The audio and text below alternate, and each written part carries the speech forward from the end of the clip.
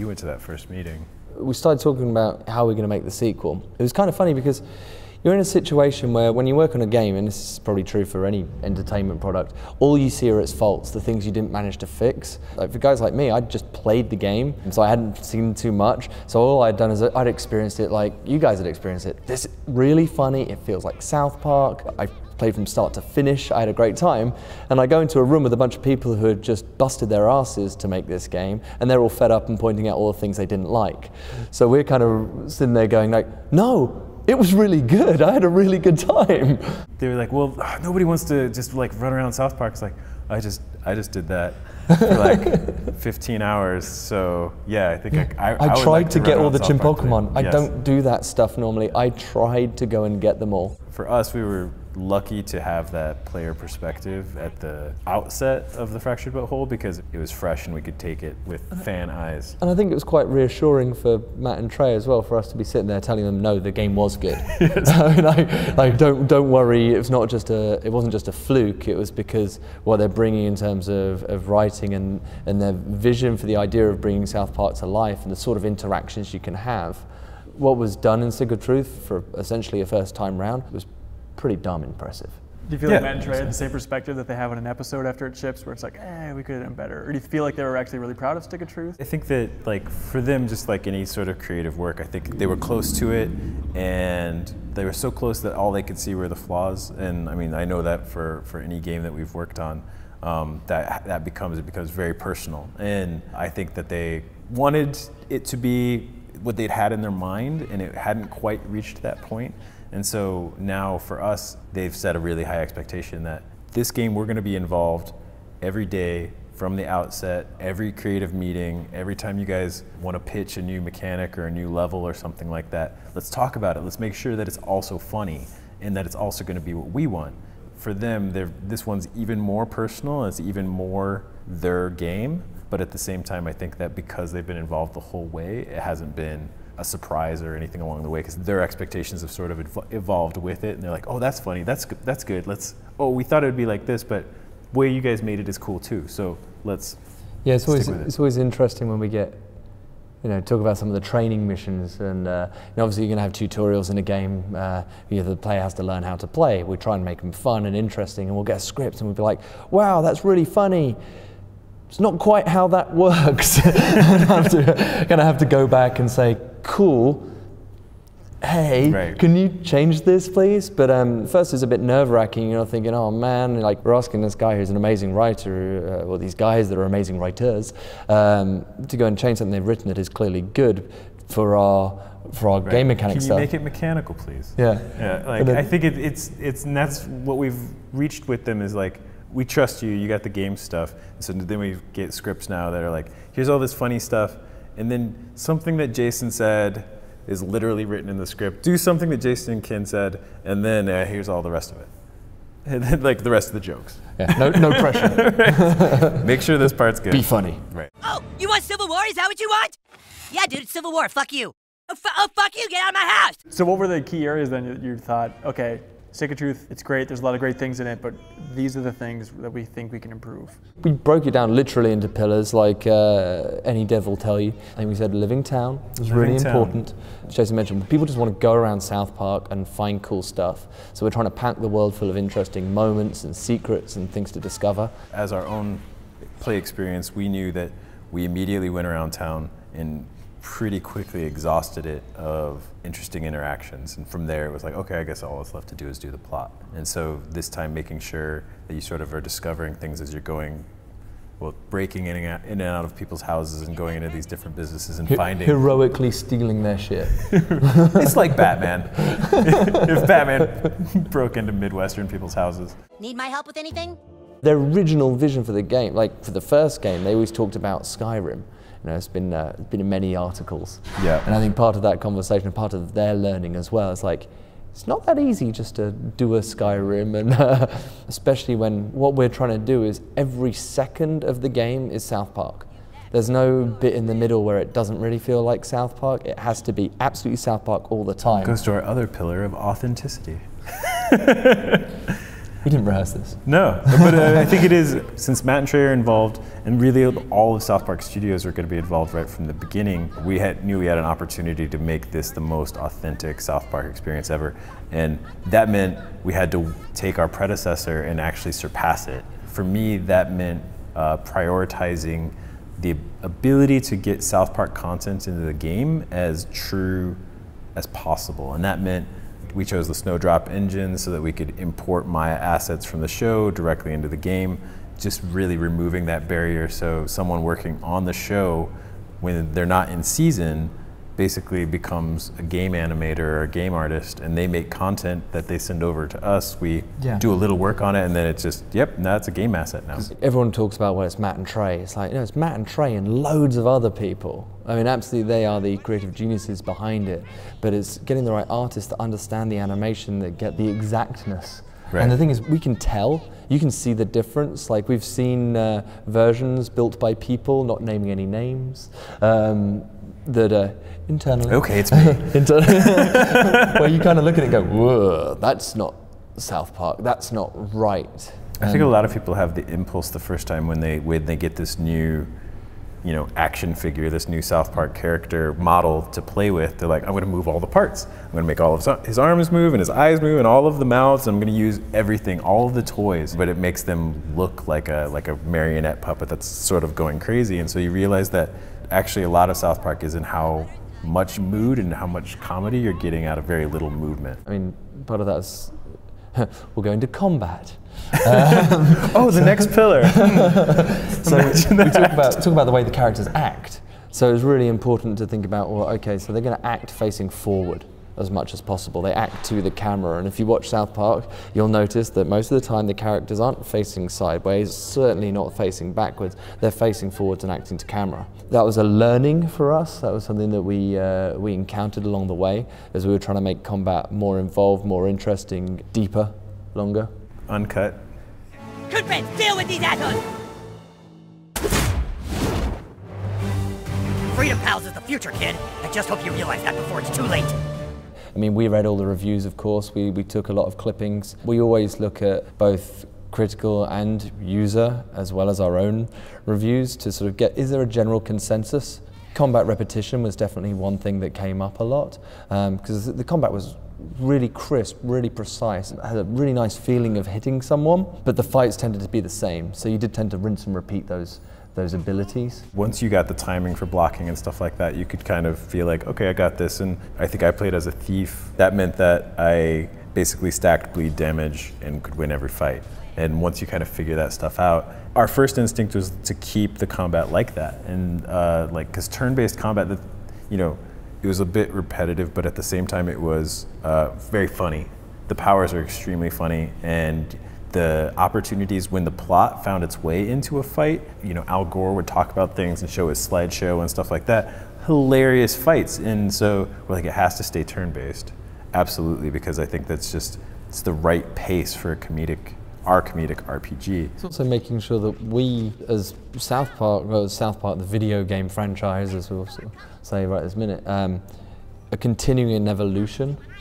So right. we talk about, well, that's the sort of classic RPG, then where's next in that evolution? I was like, oh, maybe it's the tactics RPG. You'd think that a secret government base would have more cool stuff in it. With all of the equipment in Stick of Truth, you could make your character look awesome. Like, I looked like a warrior, I looked like an elf, or an archer or whatever, and I would fall in love with the piece of equipment, and then pretty quickly I'd be like, cool, now I have a football helmet with horns on it.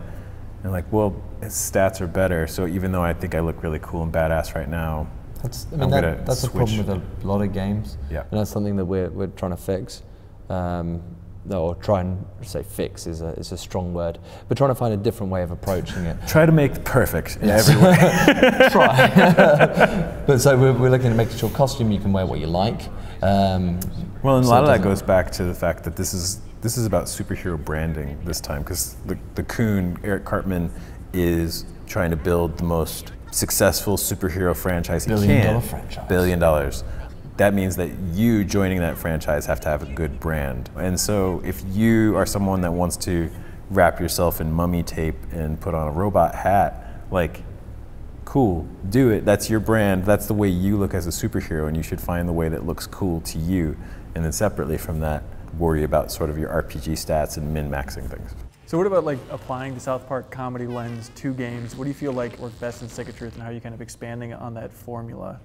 You've probably seen in the videos things like the car coming through in the middle of the combat, like trying to integrate those moments and unexpected happenings as we go through. Yep. We're looking at a lot of puzzles. So again, unexpected is a word that comes up a lot, where you're thinking, well, I just want to get that shiny thing over there, but then something else happens and it gets mixed up, and your purpose and meaning of life changes.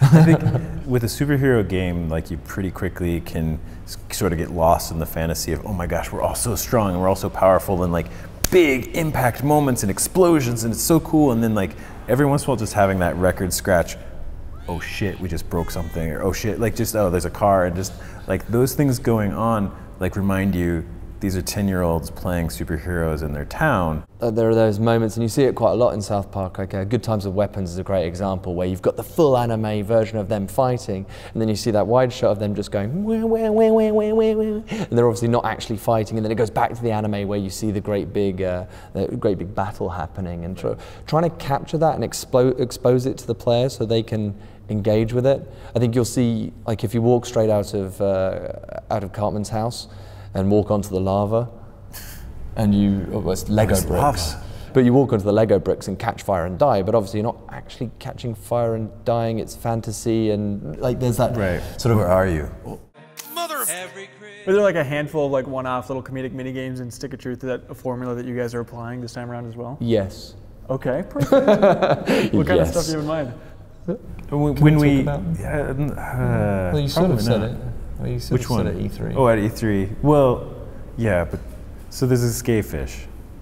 I can tell you that there is a gay fish in South Park, and he does need to get his mom to heaven, and it's very serious. And I think it's those changes in pacing, so you're not just going fight to fight, or just kind of exploring around, but suddenly having the context stuff changing. We're hitting the proper emotional notes there. Yes, it's very religious, very special. When we talk about every second of the game being South Park, we're always talking about how do you stop it just being a cutscene. But we're lucky because the cutscenes are, well, they're South Park. If you like South Park, it's bloody amazing. They spend the longest and most time making these cutscenes. But all those other times, when you're trying to get jokes across, it's always how can I interact with it? It's a question that Trey is constantly asking. It's a question Matt is constantly asking, and that makes our lives better. It's okay if you're pressing A or mashing A or moving the sticks. It can be whatever we want, but you want to be feeling those moments and be participating in the comedy, which again is something that you can't just do on TV, and something that makes it really special. So yeah, there are loads of moments like in Stick that have quick time events with interesting consequences, or comedic fights that you may not actually be able to win, but it's surely sure as hell funny that with the way you get beaten. And with my loot, I shall power up my elven guards with magical songs of enchant. The reason that you love those in the Stick of Truth is because you experienced them, I think, and I want everybody to still be able to do that. And like, just rest assured that sometimes you're gonna kind of have the rug yanked out from under you and be like, oh, okay, that's funny. And it's just like, those are good moments. So one of the hardest things we've had to face is you're trying to design a game. Like, your instinct is to try and make a complete game. Right, so you say, oh, it's a mini game. Like, we refer to things as mini games. And like, cool, we should do this. Oh, I make it feel really good. And then we'll have a high score table. And then, oh, we can have it so you're comparing your scores with your friends. And you go, yeah, that's really cool. And then it's like, well, it's kind of missing the joke. The joke is that this thing is kind of crap. And Canada. And like, that's it, trying to find that balance on the that balance has been a challenge, and as part of our learning experience as well, and sort of like, okay, that's why that's important to you. We're not trying to make the best game ever for this mini game. We're not trying to like come up with the next Pac-Man Championship DX. That's it's awesome. just put a Ubisoft game over his mouth there. I'm trying to think of a simple game that's awesome. Hasbro's entertainment franchise. We're not trying to make the next Trials. We're trying to come up with something that's actually just capturing that joke, and that's, again, making sure that interaction is there, that same feel, like it's still built to that quality. It's just funny. So you mentioned Canada. That's a good example of breaking up the rhythm of Stick of Truth. Is that a lesson you guys are applying for this one too? To like feel free to change up art styles, think outside the box every once in a while, or you feel like that joke's already been done with Stick of Truth and you can't really do it again? I think that particular joke has been done in Stick of Truth, and I think that we'll be revisiting at least aesthetic swaps and stuff like that. But the idea of just going back there just for the sake of it, I think it's sort of the, well, why don't they just run clip shows every season? Like one clip show a season sure would save them a lot of work, but that's not really what they want to do. They've told that joke, and so that's the thing for us. Like all the time, like a joke will come up as a writing script things, and they'll go, "Hang on a minute, did we use that joke?" And so they'll be going back into 20 or 19 seasons where they're going, "Oh crap, I'm not sure," and they'll pull it up and go, "Yeah, episode 7, season 13, we did that joke. Can we do it again?" Right, is it good? Like, is this different enough? And like that is a thing where I think that you see some other licensed games where it's sort of like a greatest hits of the one-liners and stuff from the characters, and that's cool because you get to interact with those characters and be a part of sort of triggering those moments. But Force Awakens. But the way that with the way that this feels. It should feel like a new episode. It should feel like new episodes, really, because it's too long for Well, not just new episodes. It's you're entering the town of South Park and the boys are alive and they still live there. Right. Like, if they tell the same joke, it's because of a very specific reason in their lives that they're referring back to it. Right. A character has returned. Yeah. Right. And like our Towley Gaming Bud. Pre-order now. Do they make any reference to the fact that the new kid speaks at the end of Stick of Truth? Is that just forget that ever happened? He's still a silent protagonist. Modeled after Ryan Gosling from Drive. Strangely violent and very quiet. Just a piercing gaze. Ever so handsome. What about length? I feel like people love Stick of Truth, but a big critique was, it's a little bit too short for an RPG. How do you guys think about that? Do you feel like comedic experiences have to be shorter? I have just a gut response, which is it's not about length, it is about the quality and getting that cadence right, because it'd be much worse if it was too long. Dragging it out just for play length's sake isn't going to be good. I think the game will be longer, but it's because Trey has written a longer experience. More words. And not just in more words, but the journey that this takes you on requires some more steps. And I think that that's naturally in there, so the play length naturally goes up. But I think that, Stick of Truth was kind of a great length because I could play it with my wife and we could enjoy it and people with jobs finish it. This is something that you can do with your friends and actually achieve. But after years of working on this game, how are you guys feeling about it? Are you feeling proud of this thing that you've wrapped up so far? We're too close to it. Yeah. Just like everything we just said. I think pretty cool. Super proud. We've got a lot of awards plaques on our wall. That's nice. Like, it's reassuring, actually. So, that's the thing. When we are really close to it and you spend every day and you're working hard and you're stressing out and you're kind of going, oh man, everything's rubbish. And why does this crash? What's happening? Why isn't the game just magically finished? And then you have this sort of reality check as we go and show sections of the game to people and they're like, oh, that's so freaking cool. Oh, that's so much fun. And we're like, oh, okay, good, okay. Phew. But it does require us to have other people tell us that we're doing okay, because our job is to actually, both of our jobs specifically are continue to be our own harshest critics and say it's not good enough yet, it's not good enough yet, poke, poke, poke, make it better. Anyone that loved Stick of Truth is going to be blown away by the Fractured But Whole. Any fan of South Park should feel like they have an opportunity to dip into that world again and interact with those boys and see what they're up to, because we're really trying to make this a game for gamers, but South Park fans is number one.